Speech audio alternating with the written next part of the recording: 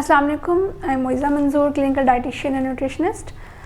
आज हम लोग बात करेंगे डिहाइड्रेशन के बारे में। अगर आपको बहुत ज़्यादा हंगर पैंग्स फील हो रहे हैं, खाना खाने के बाद, स्नैक्स लेने के बाद भी आपको भूख महसूस हो रही है, या फिर आप बहुत लेथार्जिक, बहुत थका थका सा फील कर रहे हैं, ऑफिस में अपनी वर्क प्लेस पे बहुत कंफर्टेबल चेयर पे बैठ के काम करने के बावजूद भी आपको बैक एक फील हो रही है, कमर में दर्द फील हो रहा है, या फिर आप बहुत ज़्यादा थकावट फील कर रहे हैं, या फिर आप बहुत ज़्यादा ग्रीन लीफी वेजिटेबल्स लेने के बावजूद, बहुत ज़्यादा फ्रूट्स लेने के बावजूद भी आपको जो है वो कॉन्स्टिपेशन का इशू रहता है, तो इसका मतलब है कि आपको जो है वो डिहाइड्रेशन हो रही है। तो इन सब चीज़ों का एक मेन कॉमन कॉज है, दैट इज डिहाइड्रेशन। डिहाइड्रेशन जो है बेसिकली इसको हम कहते हैं कि अगर हमारे जिस्म में पानी की कमी हो गई है तो उसको हम डिहाइड्रेशन कहते हैं। ये ज़्यादा होती किन लोगों में है? मोस्टली ये होता है कि जो लोग बहुत ज़्यादा एक्सेसिव एक्सरसाइज करते हैं, बहुत ज़्यादा वर्कआउट करते हैं, उनको फिर बहुत ज़्यादा स्वेटिंग होती है, पसीना आता है, उनमें मोस्टली ऐसा हो जाता है। या फिर जिन लोगों को स्टमक का थोड़ा इशू रहता है, GI इन्फेक्शन, या फिर कोई भी इसी तरह का इशू रहे जिसमें उनको बहुत ज़्यादा बार बार डायरिया हो रहा है, या फिर वॉमिट, नॉजिया, इस तरह की चीज़ें हो रही हैं, उनमें जो है वो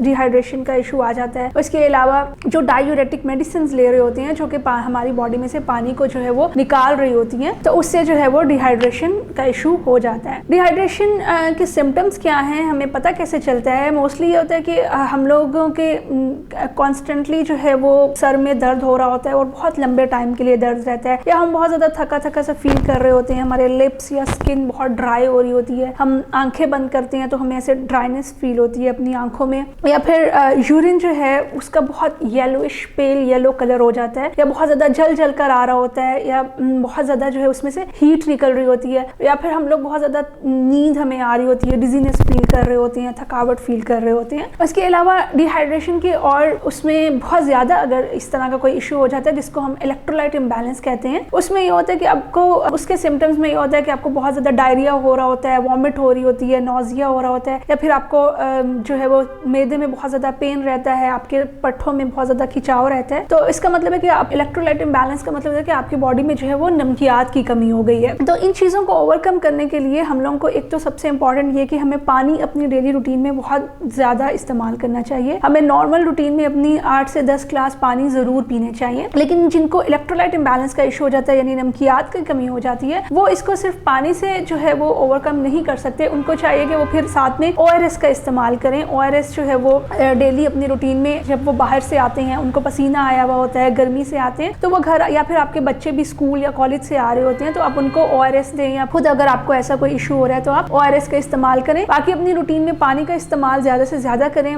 नॉर्मल रूटीन में 8 से 10 ग्लास पानी ज़रूर पिएँ। उसके अलावा फ्रूट्स का इस्तेमाल लाजमी करें, उन फ्रूट्स का जो आपकी बॉडी में पानी की मिकदार को जो है वो नॉर्मल कर सकें। Thank you.